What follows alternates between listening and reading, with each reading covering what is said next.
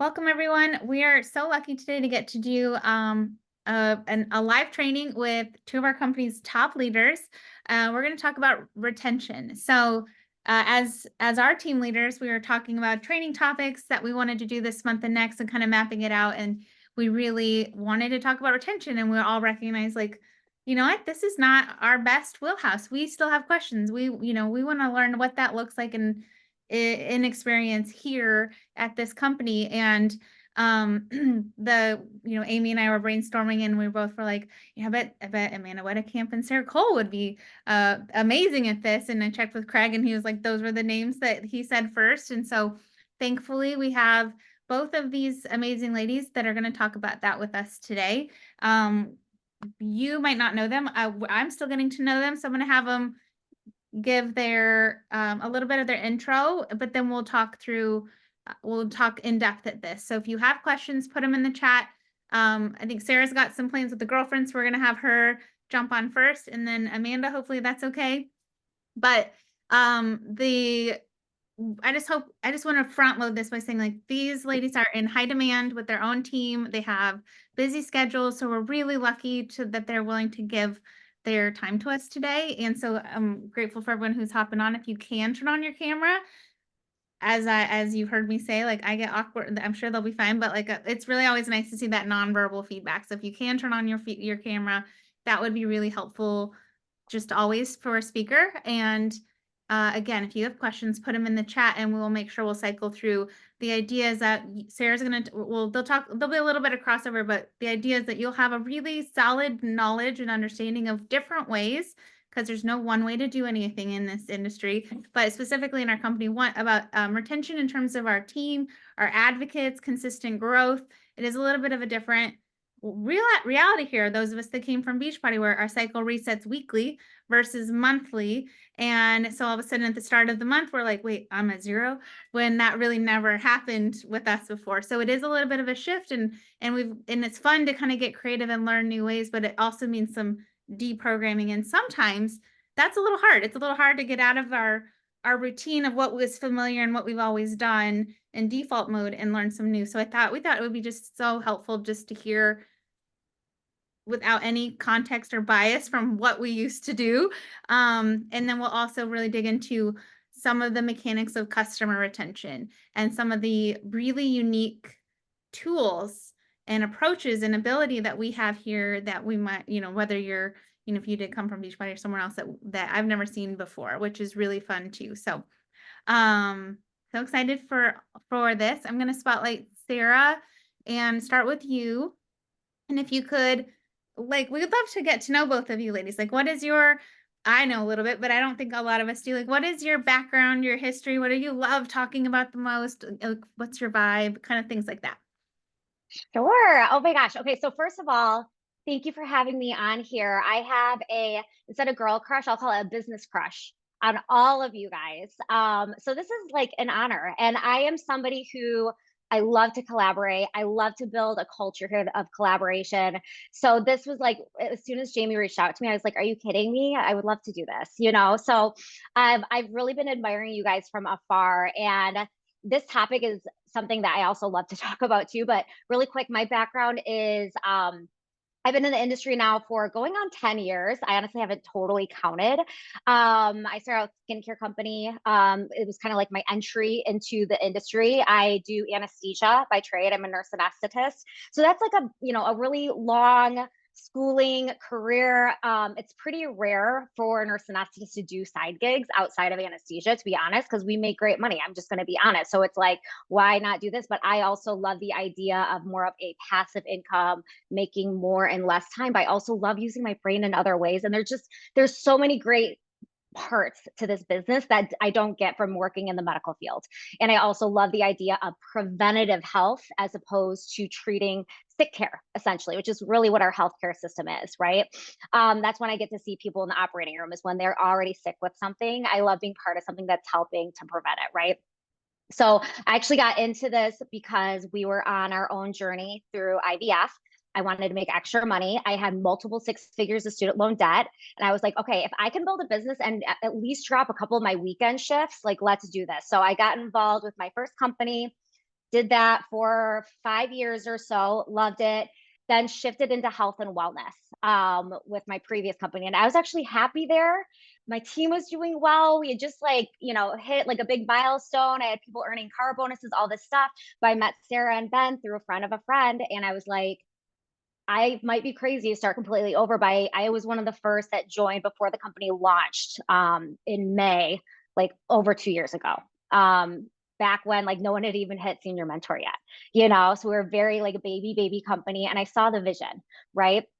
So I jumped in, and one of the big things I always wanted to do when I officially came over here was I wanted to be like, okay, we have a fresh slate here. Like we have very much a fresh slate here.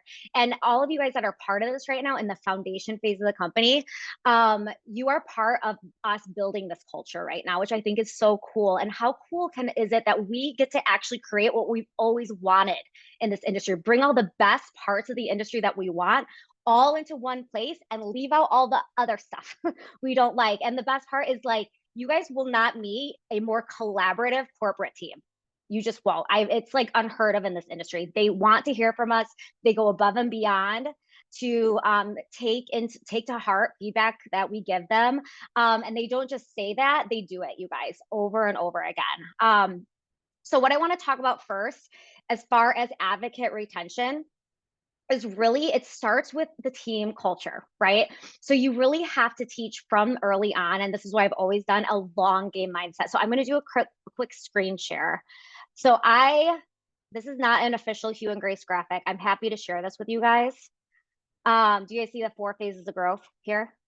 So this is something you have to think about with our company, because you guys are in early. So right now we're still in the foundation phase. We're about to hit year 3 in May, right? So that's the first 1 to 3 years. So it's like, we're going along. We're going to start hitting expansion in the next few years. We're going to have more products rolling out. Maybe we're going to start looking into expanding to other countries, right? But the hyper growth is that momentum phase, right? Like that's the part where you're going to have, if you're somebody who is really leadership minded, you want to be a leader of leaders, right? And really build that larger income. That's going to be the time when probably some of your top leaders are going to be joining. So teaching people early on this mindset of stick with this for the long haul, right? Build emotional resilience in this business, right? It's not an easy business. So I wanted to talk to you guys about this concept of strategic pessimism versus linear optimism. So I don't know, feel free to drop in the chat if you've heard it before. This is something like that's new for me. But it's basically the whole idea is success is never linear, right? So I'm a very optimistic person, but the thing is I am strategically pessimistic because I know there will be valleys. I know there's going to be ups and downs, and you got to teach your team that. You got to know, because when it happens, and it will, you'll start out big, maybe you'll level off, maybe you'll dip down, whatever that is. When it happens, you're not going to be upset. You'll be like, I expected this to happen. I prepared for this. I'm emotionally prepared for this. So you really got to know and accept that. So then when your team is following that same mindset, because the thoughts of the leader will become the thoughts of your team, right? They know how to get through that too. And what I think is cool about that, when you start to build that muscle too, it goes into all areas of your life. Like, for example, I'm trying to get a little healthier, right? I'm trying to work out more. And I worked out for a week. I'm like, I don't see there. I've lifted weights. Like, where is it? Right? I know it takes time, right? It's going to take time, just like anything, right? And that's really that personal development that I learned before, right? Hold on, let me so I can see my notes here. Okay, another part of emotional resilience is define hard. Okay, and this is something I kind of train on mindset of. Hard is, for example, like training to be a neurosurgeon. Hard is doing the ultra marathon. Hard is singing, dancing, roller skating in front of millions and millions of people during a halftime show during the Super Bowl at the age of 45, right? Or working 12-hour days, studying for 4 hours at night, sleeping like barely like 2 hours, and then waking up and doing it all over again if you're in grad school or whatever that is, going into major debt, right? That's really hard, right? But I choose to look at this business. I'm like, this doesn't have to feel hard. You can build this with a sense of ease, right? Learning the skills to build this type of business is only hard if you keep telling yourself it's hard, right? Switch your thinking. And sometimes we tend to overcomplicate and overthink things. But what if you chose to believe this business can be built with ease, right? And I also like to teach the concept of choose your hard, right? Is it hard, showing up, doing your IPAs, working mostly from your phone, which a lot of us do? Or is it hard, like I think of working 8 to 10 hours a day, sometimes 12 hours a day, 5 to 6 days a week, and missing out on my son's life, who, I worked really hard to bring him into this world, right? And we have an only child, right? I want to be there for him, right? Or is it hard feeling like I'm living paycheck to paycheck because we're paying so much money out of pocket for IVF treatments, grad school, and all of that, right? So that whole concept. Another part of team culture, showing up on video to any sort of event. So like trainings like this, having like somebody like Jamie, you guys, is so huge. Danielle, when they host some of these big team trainings or corporate trainings, what you want to do is you want to show up to those so your team is doing the same, so that they are really plugging into the systems that are in place. They're going to follow your lead, right? And then when life happens, because you're going to have ups and downs, we have kind of a family emergency going on with my own family right now. When that happens, your business and your team will run like a well-oiled machine, because maybe you can't do your own small team trainings, but your team is so used to being on those bigger team trainings, the corporate trainings. They're always going to have what I call layered leadership, right? They're always going to have somewhere to go. So showing up is so important. Video on, all of that, right? Another thing that I do that I honestly think is important, like, so I'm on my stories every day, right? I'm showing up, I'm talking about Hugh and Grace in some way, most times sharing my life. I don't just do that, you guys, to generate leads and to close sales and advocates and enroll people. I do that for my team. I do that because they get inspiration from that. But I also do that, this is a little bit on what Amanda's training on. I do that for my customers. A lot of my customers are connected to me on social media, and they're like, oh, I didn't know Hydrate Detox could do that. I need to reorder that, over and over. It builds their belief in our products, and it starts to open their mind a little bit to the financial side of it too, into the business side. So I speak a lot to that. Okay. Point 2, leadership development. Okay. Leadership is truly, it's something that you decide to take on, to lead from the front, right? And taking the initiative to create smaller accountability groups, biz ops, customer events, right? Sometimes even when you have because you guys are going to grow big, right? You're already growing big, right? And it starts to feel big, but doesn't it feel a little better when you can also create your own smaller accountability groups? Maybe that's a message group, right? Your own, maybe a smaller team training every once in a while. You want to throw too much at people, but creating smaller communities within the larger, I think, is really, really powerful. Like when I was an undergrad at college, I went to a huge college. Shocking. I was in a right? But it really did help me honestly make friends. But also it made it not feel quite so big and overwhelming too. Okay. Oh, and one other thing I want to talk about too, leading from the front and creating this layered leadership. And really taking ownership by doing these smaller groups, smaller trainings. Craig did a really great example at Elevate. And some of you guys might have been there for this too, is in our leadership training in the morning. And the whole idea of a biking Peloton pack. Okay. People will bike so much faster and further when they're riding together in a pack. But also what happens is the person in the front is doing the most work. And sometimes they can get tired and burnt out, and they're able to go to the back and take it easy. And then somebody else steps up and they can go so much further. So think of that whole idea as a team. When everyone is really stepping up and taking those turns, everyone can go further, right? A rising tide lifts all ships, right? So that whole idea too. Third point, building wide. Okay. I'm going to get on my soapbox a little bit for this. Okay. And this is a little bit of tough love, but this is something that is very much part of my mindset. Is your team doesn't owe you anything. Your team doesn't owe you your SAV legs or senior mentor legs or anything. You need to develop them wide. So you're never relying on anybody to hit your own goals. You want to be self-reliant, right? It shouldn't rely on anybody. That's really how you build a sustainable business in this. If there's any one person on your team that has the ability to take away your goals, it wasn't a sustainable business in the first place, right? So you don't want to treat people like they're like your cash flow, right? You want to develop new leaders and empower them and continue to grow and lead from the front, right? And to be self-reliant. Okay.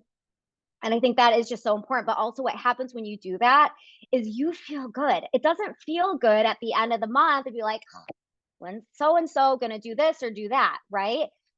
They don't, that they can sense that energy, right? No one wants to feel like a number. They want to feel like a valued person that you truly care about, right? And you do, right? But sometimes, anytime you come from a desperate place and that place of lack, people can feel that energy too, as opposed to, I hit stuff no matter, like it just flows, it just happens, right?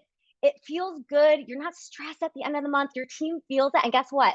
They love the vibe that you have on the team. People want to stay. People will always be there. They'll keep showing up. They'll show up for themselves. They'll duplicate what you're doing too. Super powerful. And my last point, always keep people's seat warm. Okay. People, like, anytime somebody shifts their focus away, life happens, right?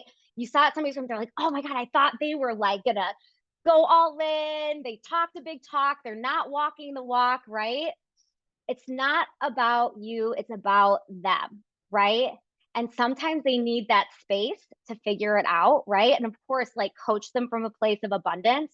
But I think when you really come from a place of like, listen, do what you got to do, always keep the seat warm, and always create a place where people always, want to come back, because you guys, like guys, you saw in that that graphic I showed you guys early on, this is such an early part of the company. Like, it's not going to get, I mean, it's exciting now. I think it's always exciting, but it's really going to get exciting in that years 5 to 8, right? You will probably have people who come in fast and furious and they take their foot off the gas and then they come back. They might take their foot off the gas again and then come back, right? Because they see like, oh man, because like, especially for me, when I first started, my whole first year, we only had 4 products, you guys. So then when we started launching wellness, a lot of people came back, right? That's where that retention comes, because I always keep people's seat warm and people always know that I am there for them genuinely, not because I look at that as a dollar sign, but because I care about them and I want what's best for them. And I don't rely on anybody to hit my goals, right? And they feel that, right? Walk the walk of that abundant servant leadership. And honestly, you guys, the richness that can come from a business like this does not come from the money. You'll find you can hit all the goals. You can hit the top of our comp plan, everything. Like, you gotta love the journey there, because there's so often you hear people hit the very top and they're like, wow, that was anticlimactic, right? You have to enjoy the journey. And when you feel good, think about your motivation, because I think motivation is garbage, right? I think you need to just figure out how to show up every day despite how you feel, right? But think about when you feel good, how much easier, flow with ease that it is, right? So I'm going to leave you guys with one last thing. Your worst enemy isn't a person, a situation, or a thing. Okay. It's the story in your mind based on assumptions and projected fears and insecurity, right? Your brain is so, so powerful, right? So choose those empowering thoughts, right? And watch how that can really impact your future teammates and the ripple effect that can have. So that's all I got, you guys. I'll see if you have any questions, if I missed anything. Thank you, Sarah. That was amazing. And like, a lot of us are heading out to leadership next week in Arizona, and I think everybody just attended leadership with that training that you just gave. So thank you so much for sharing. And, Yeah. we really appreciate you not just sharing, the tips, but also your heart and your passion. And you've done, so well with this over the last several years, not just in this company, but prior. And we know that all of these experiences lead up to, it's not just overnight that this happens. So thank you Right. for sharing. Does anybody have any questions that they want to ask about advocate retention? That was phenomenal. I took a whole page of notes. I That know was my good. my my notes are big too. Okay, I do have a Yeah. question. So, you say I love the verbiage, like the idea of keeping their seat warm. What Yeah. are some ways, specific actions that you do, whether it's subtle or intentional or like direct, clear as day, like that you do, like what does that look like? Paint us a picture of keeping someone's seat warm. Great question. It's like an overall, like, making genuine friends is kind of how I look at it. A lot of it, so I build a lot on social media, right? So a lot of people aren't local to me, you know? So it's really interacting on stories. I mean, one great example is there's somebody, she was like fast, furious, building big, and she was like, I'm going all in, Sarah, blah, blah. And she had stuff like mental health stuff going on. She had to take a break. I was like, girlfriend, I got you. And she's, I think, completely done, but you know, you never know because I keep the seat warm. And she lives in Arizona. I've never met her in person. We're gonna meet up for lunch. I'm gonna get there early, and I'm just and I told her very early on, I'm like, listen, this is not about Hugh and Grace. Like, I genuinely like you. Like, I want to spend time with you. You know, I like to make that so abundantly clear to people too, and just like say it to them. And really, I like checking in on people. You know, I make it part of my IPA. You know, where I'm checking in on anyone, not about Hugh and Grace, but just really how they are. I think a big thing too is checking in on people not at the end of the month or the beginning, you know, just because, you know, Yeah. not like, hey, did you know you're close to this, which is help. I do think that's really helpful for people because, like, honestly, there's been times where I'm like, oh geez, I was like off by a couple dollars or whatever, you know, like as a courtesy. But going beyond that too, to me, you know, just being a good person, you know. I That's love that. awesome. Yeah. Any other questions? Oh, okay. I Thank have you one more so much, actually. Sarah. Oh, good. Yeah. Go, I baby, was go. Let's go, girl. I do like the awkward teacher pause. I'm like, I don't, I will fill the space, but someone else might. Okay, so what would be your advice to a younger advocate who doesn't have hasn't built had the time to build really wide yet, Mm. and they do kind of need, because I'm so grateful that you said, like, don't treat people like a dollar sign, like don't put numbers on their head, and like no one we feel that we've all been in that situation where someone is like it can get sticky, it can get a little icky, but like, Mhm. say someone is younger or they do need that SAV, right? You're like, that is that person. How would you do it yourself, or how would you coach like a new advocate to approach that in a way that is putting that heart center people first attitude? Yeah. So I think early on, like, I think one of the things that we've worked hard on as a company that we've evolved to do is to really make it beneficial for people. It's about them to hit SAV, for example, because that's always going to be those building blocks for everything else, right? So, I mean, kind of like how you guys do it, where reaching out to them and kind of genuinely saying, like, hey, like, this is where you're at. I want to make sure I'm always here for you and your goals, you know? And if you're doing that work up front with them too and checking in and building that relationship with them when you check in at the end of the month and to be like, hey, this is about you, not about me, you know, always. And really painting that picture like, hey, if you hit SAV, you're getting these credits, right? And some people it's recognition, right? So kind of learning that love language too for them. You know, there's SAV by the 15th is a big thing, you know, and really pounding that. Like, I mean, I did that especially early on where it's like SAV by the 15th, their idea is like, don't wait for the end of the month, right? Like, that's how you build a sustainable business, but also it like gets you to a point. I mean, like, Amy, you're a great example hitting ranks in the middle of the month. Like, that's amazing, right? Like, normally doesn't happen, right? It's usually like midnight, right? That you're running hard, right? On like the last day of the month, right? So that, to me, that's building sustainably, you know, where you can cast that vision for them, like, hey, hit it early because you don't know what's going to happen after. And also teaching people that is how, if you really want to grow this and scale with a team, having that mentality of hitting it early, where it's just something that you do, is huge, you know, because then it's like you start building and you have, you know, 7 SAV legs by the 15th over time, you know, it's possible, you know. But when early on, it's kind of teaching them that, you know, too. And I'm kind of somebody too, like, if they're super close, like, we'll try to go for it, but also I'm like, listen, it's the relationship is more important than you hitting a rank, honestly. Like, just let's next month, let's go all in, see what's happening. And that's usually how I coach people with it. But there's so many ways to do it, you know. Yeah. Another question. I love how every month we get to hit ranks again and again and again. But is there something, like, a lot of people who want to come in and, have that 5, 10 customer base, and they're kind of cool there. And so they're hitting that SAV every month and maybe even mentor. Do Mhm. you do anything in particular to recognize, to highlight them for recurring SAV and to kind of keep that excitement there even after that first time that they hit SAV? What do you do for that? We do recognize on our team page all SAVs Awesome. too. Yeah. Yeah. I think it's good too. Like they like, it's, I always like, I'm like, oh, I see my name on there. Like no Yeah. one recognizes me when I at my normal job unless something Right, goes right. wrong. Then I find out, Yeah. you don't really get the good job. And my patients don't really don't remember me, So Yeah. you don't get, a lot of that positive reinforcement from it. A lot of people don't. Like a lot of people have a thankless job, or parenting is rough, you'll hear it a lot from your kids. So like you get that little pep, in your step. I do think that does make a difference too for Yeah. people. Yeah, that's awesome.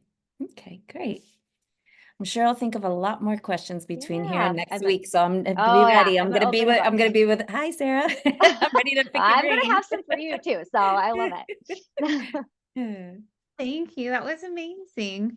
Yeah. All right. So we're not seeing anything in the chat, you guys. So if you do, pop it on and we can always like we just said, like we can always ask her in person next week and report back. But I know she's got a special date with a friend. So or you're welcome to stay on, but and then I know Aim has got to go pick up Angelina. So we're gonna pass the mic over to Amanda and focus on well, you're going to talk about a little bit of that too, but specifically we're going to really dig into customer retention and some subscribe and save stuff. So yeah, so I might be having some but Wi-Fi first, issues. So okay, is it good? you're solid. But first, don't forget to tell us Okay. all about you. Introduce yourself. But your Sure. Wi-Fi is great. Okay. So there's sometimes people mispronounce my name. Jamie said it correctly. It's Wedicamp, but it doesn't matter because it's not a name I'm attached to. I mean, it's a married name. So I started in direct sales in 2011, and I kind of dipped in and out. Before Hugh and Grace, I was actually a health and wellness coach, and I still actually have some health and wellness clients, not with Beachbody, but with a different company. And we had a digital virtual subscription and ran Facebook groups, that kind of stuff. So I found Hugh and Grace from another friend. I saw a mutual friend of ours was leaving her direct sales company that she was the top director, and I was like, what is happening? And my friend was like, yeah, she's going to Hugh and Grace, and I'd never even heard of Hugh and Grace.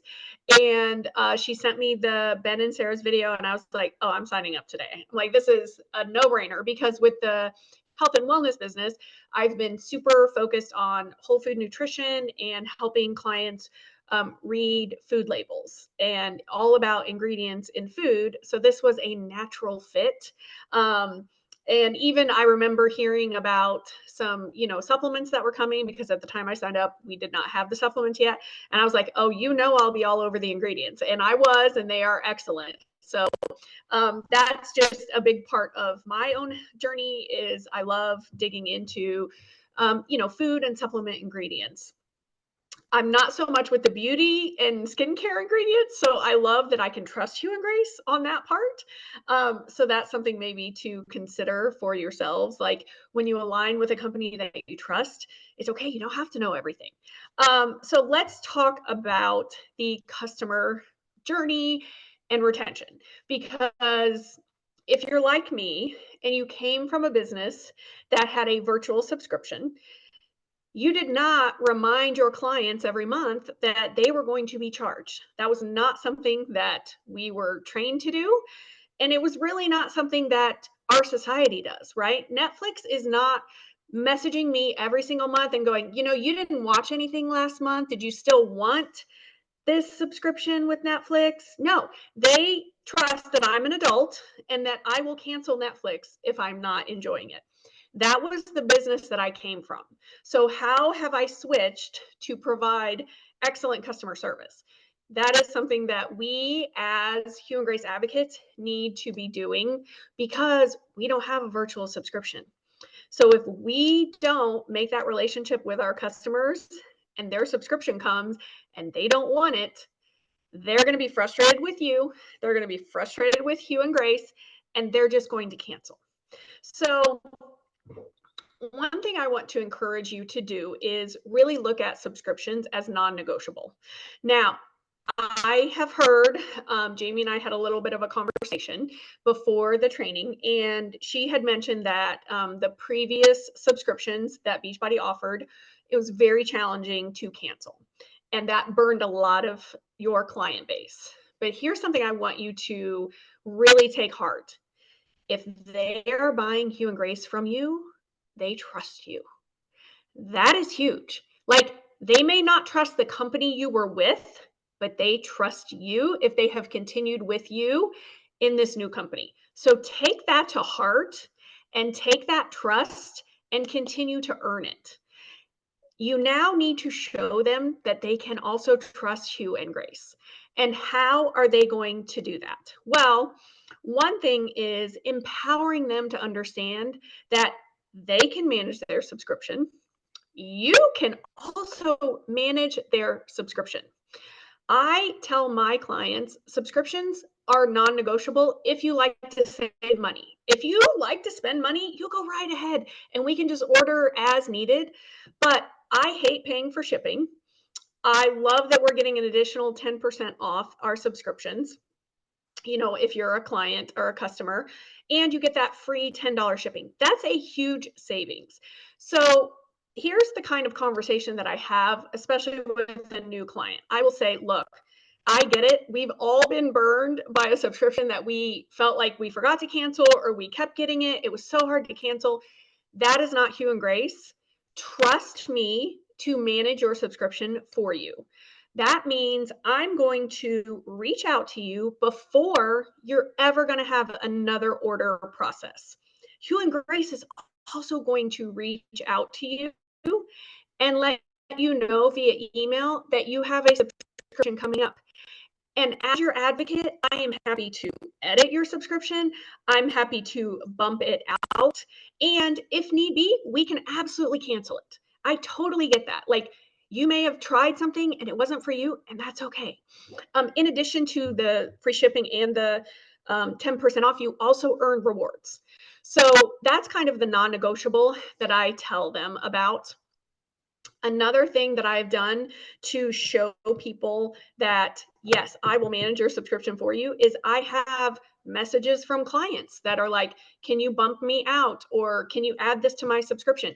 I will screenshot that, take their info off, and share it on social media and say, if you've been afraid of subscriptions, don't be, because I've got your back.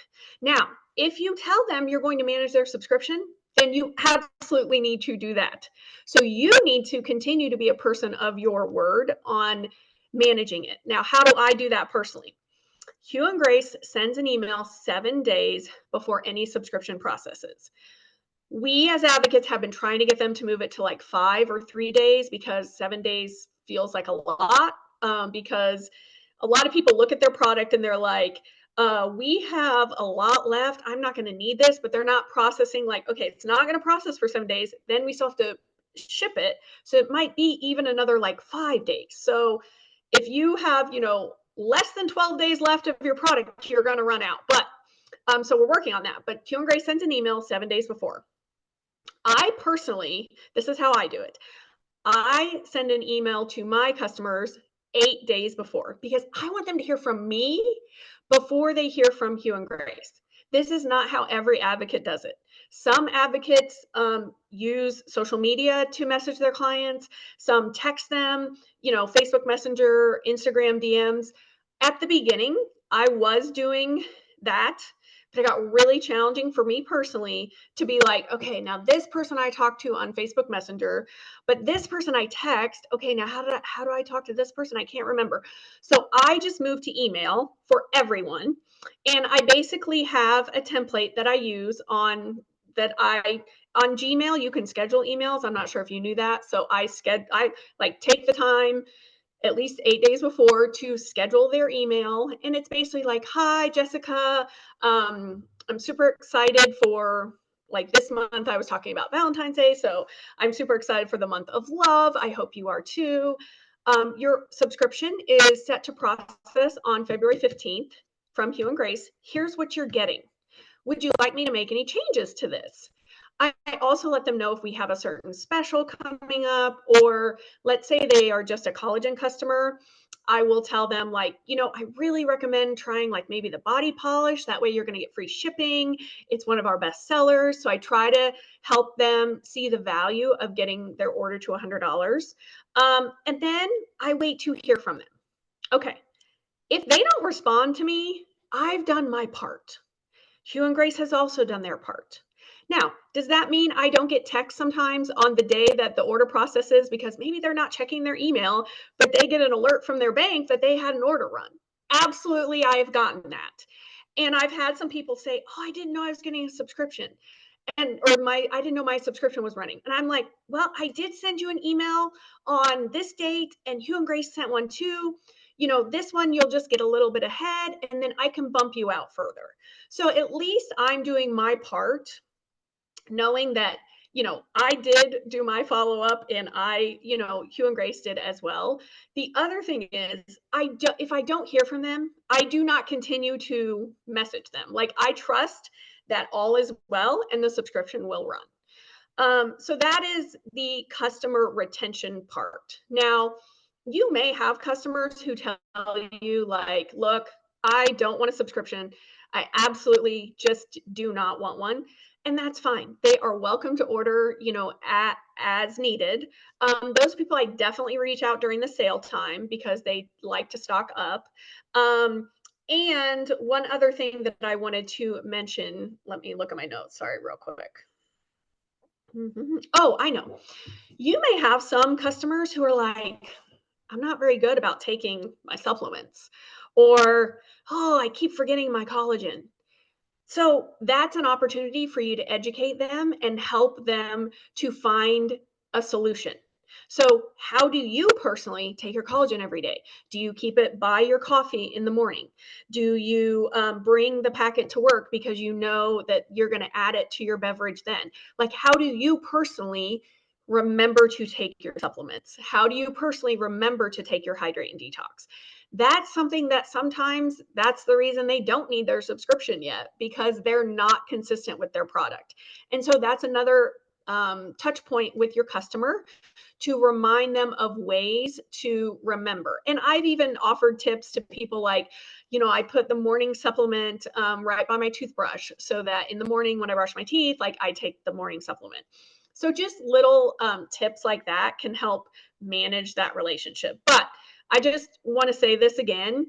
If your customers were with you with Beachbody and they have followed you here, they 100% trust you. So take that to heart and really utilize that and get them to trust Hugh and Grace. So that was kind of what I came up with.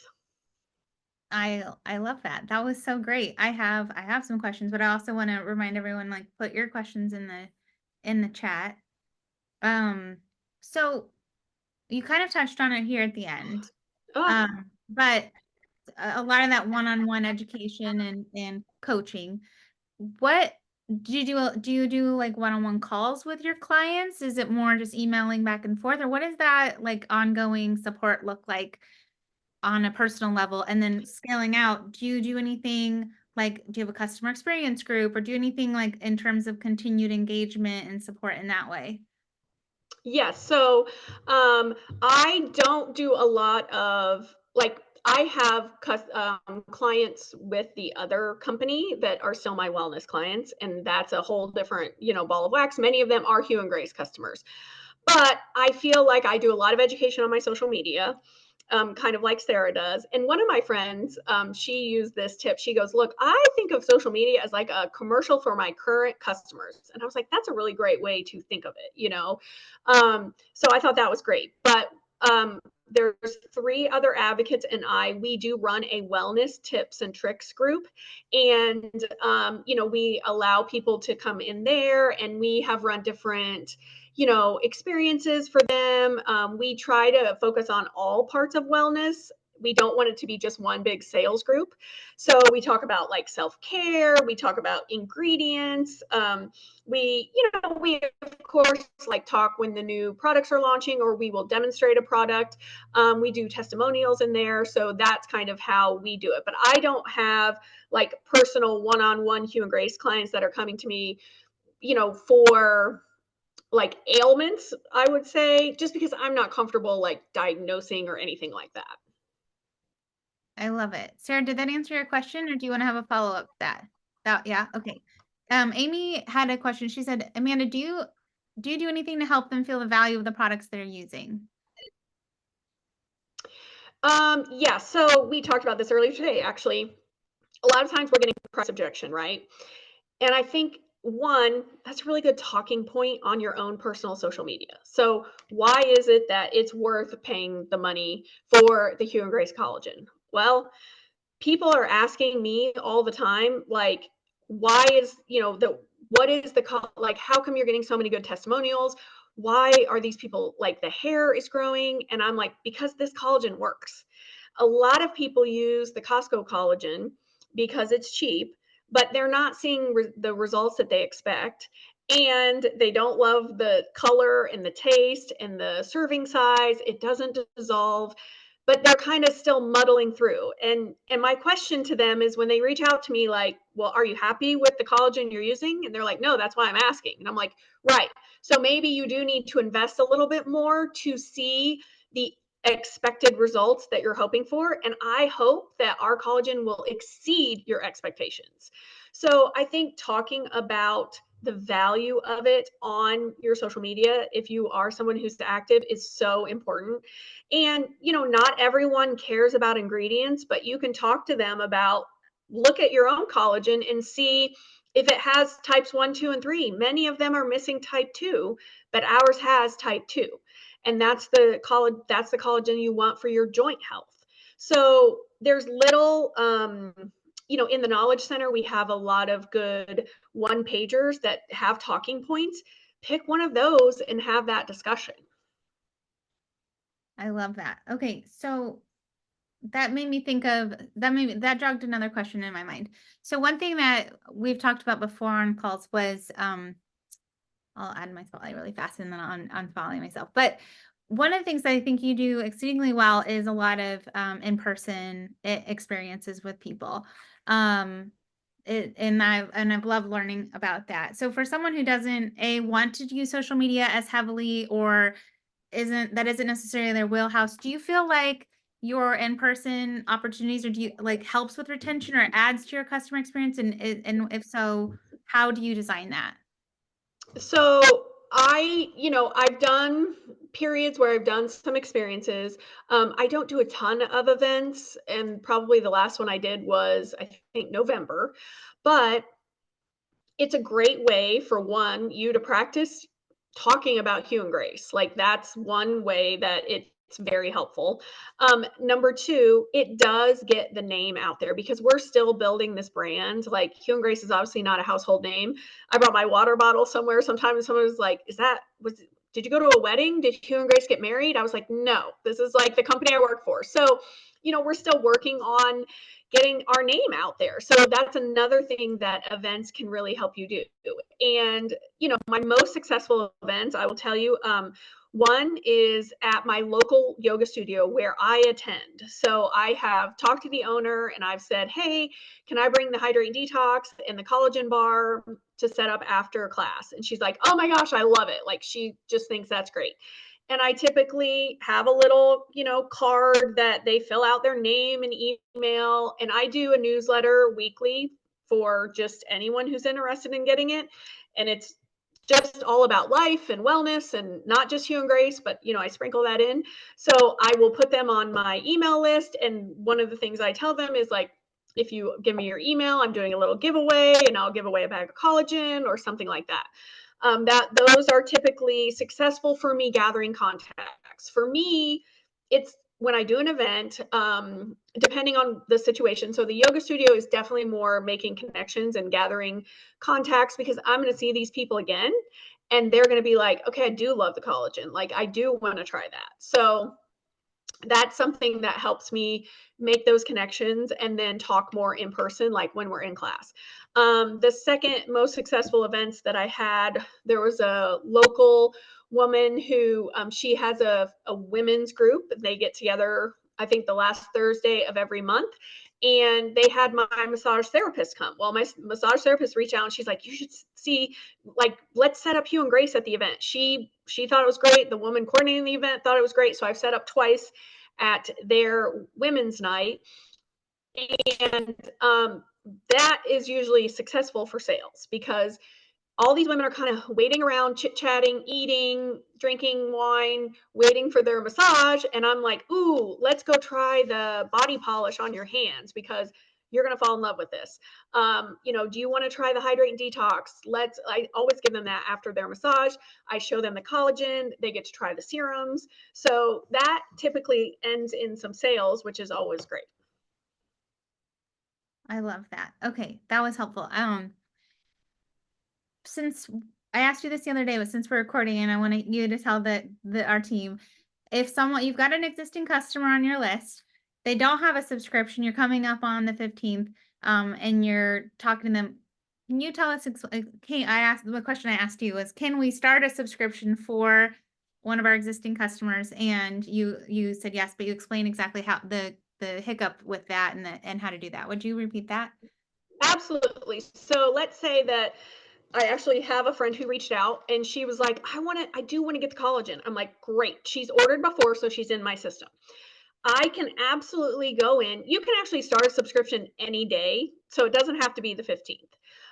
If it's someone who's never had a subscription, their first order can be a subscription, or you can start a new subscription for someone. It does not have to be the 1st or the 15th. The 1st or the 15th are when the existing subscriptions pull. So just remember that. But yes, so I reached out to her and I was like, hey, I'm happy to get the collagen ordered for you. I'm going to need your billing information because even if they've ordered in the past, but they are not on subscription currently, their billing information is not saved in the Hugh and Grace system. And I have people all the time, they're completely comfortable giving me their billing information. That may not be the case for you, and that is okay, but I give them options. I'm like, I'm happy to call you and I can take it over the phone. You can leave me a voice memo and give me the numbers. You can send me a photo of your card. And we go from there. So if I offer to put the order in for them, some advocates maybe don't want to do that. And so you just want to then help them get that on subscription. So you remind them, hey, at checkout, remember, if you want to save that 10% and get that $10 off from shipping, go ahead and mark the subscription box. And then of course I'll reach out before the next one pulls. Perfect. That was super helpful. And I just like blew my mind when you said we could do that. And I think of how many times I've given people my credit card, not even thinking twice about it. So it feels weird sometimes on the other end, but like you said, no one really even bats an eyelash. So, Jay had a question in the chat. I don't know if you see it. I can't open the chat because that's what slows my computer down. No, I got it. So he said, you mentioned multiple companies. Some may be nervous of leaving and starting over. What can you share with them what do you share with them to get them comfortable in being involved in multiple companies? So, are you talking about like if I used to sell Beautycounter or like how I am still a health and wellness coach? I think probably more like if it isn't like you have to leave one to join the other, for the people that can straddle two, Yes. Well, for me, I mean, it was very natural because the health and wellness subscription that I have with my other company is virtual. It's workouts, it's macro tracking, it's access to me as their macro coach. I didn't have really a product line, a transaction period, or both at the same time, or transition period. Okay, so we can talk through that. And then, so I didn't really have a product line that I was offering. So for me, it was pretty easy to be like, oh, by the way, I am no longer taking new clients. And I have, kind of switched to more of a product-based wellness line than a virtual coaching line. Yeah, there is going to be a transition if people are taking the time to go from one to another. But each of you has a story on why you are transitioning. And it doesn't have to be dramatic, it can be, but it can just be something like, you know, I got really burned out on doing the one-on-one coaching and I fell in love with this product line and I knew that you would love it too.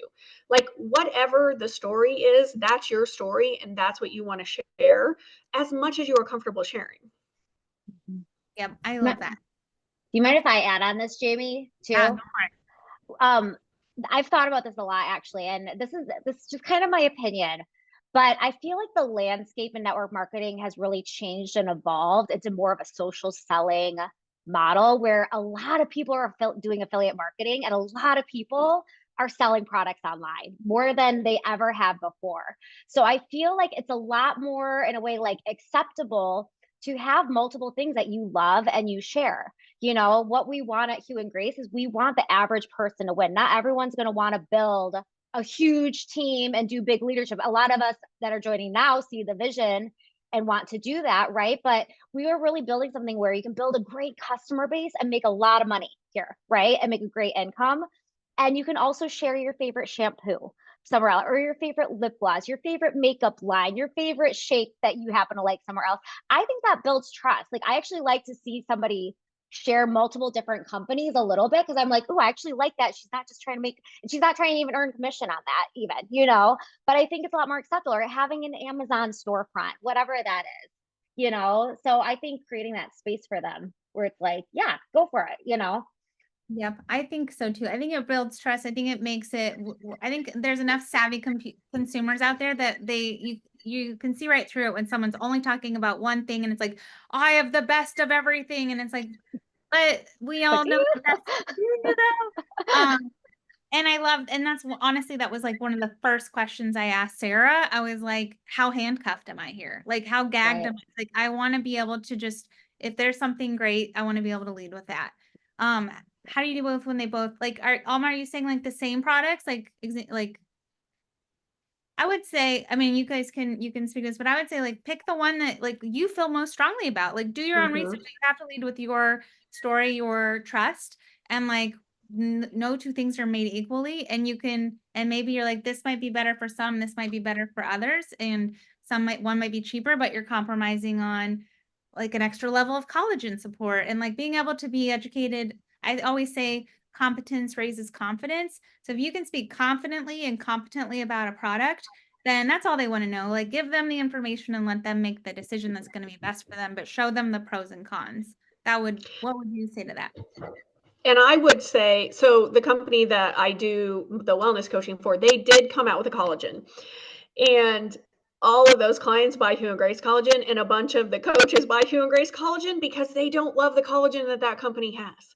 So you have to be confident, like Jamie said, in the product that you love. And if it happens to be that there is another product that you love more than Hue and Grace's, that is completely okay. Like you don't have to sell all of the Hue and Grace line. Like I tell my advocates, you're welcome to just focus on the skincare. You're welcome to just focus on the home line. You're welcome to just focus on wellness. Like it's your choice, it's your business. Did that help, Alma? You're shaking your head. Yeah. Okay.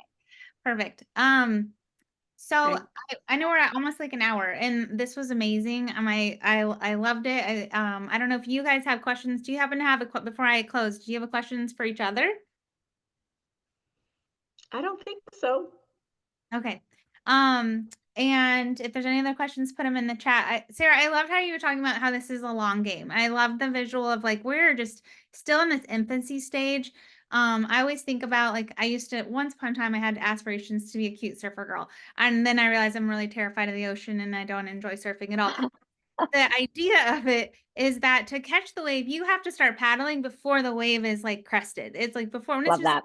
like infancy, like you like a surfer will know where the waves are when you wouldn't even like the average eye wouldn't even be able to see it, and they start paddling, and if you don't paddle early enough you will miss the wave. And I thought that that was such a perfect example with that graphic of like you're building the foundation and momentum now, and if you got to rest and you've got to rest for a minute, then we rest for a minute, but you've got that momentum going now so that when we get to that it already feels like we're kind of there, but like I know we're not even there yet of that explosive growth stage. Like that you're equipped. You're already at the pace where you don't miss that wave. And by showing up now and learning now, we're building you're building that foundation to do that. So I love that reminder. And man, I think that was so important that we heard that people that are talking to us, no matter, they already know, like, and trust us, and we can trust in that.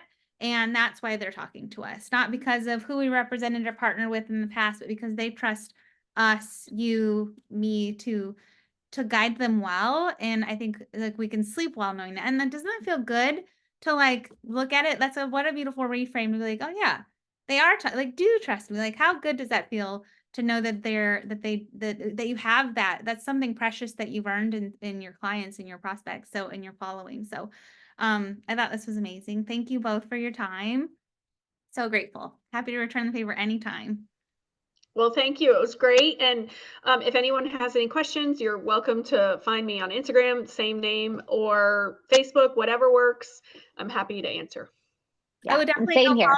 follow both of these ladies on Instagram. They both do an excellent job showing up in their stories, talking about the business in a way that's really engaging, really approachable, really like interesting and effective. And so I love watching both of what you share. And so hope it's okay if a bunch of Heal and Grace people come follow you, but go learn from the best. So have a great rest of your day, and thank you again.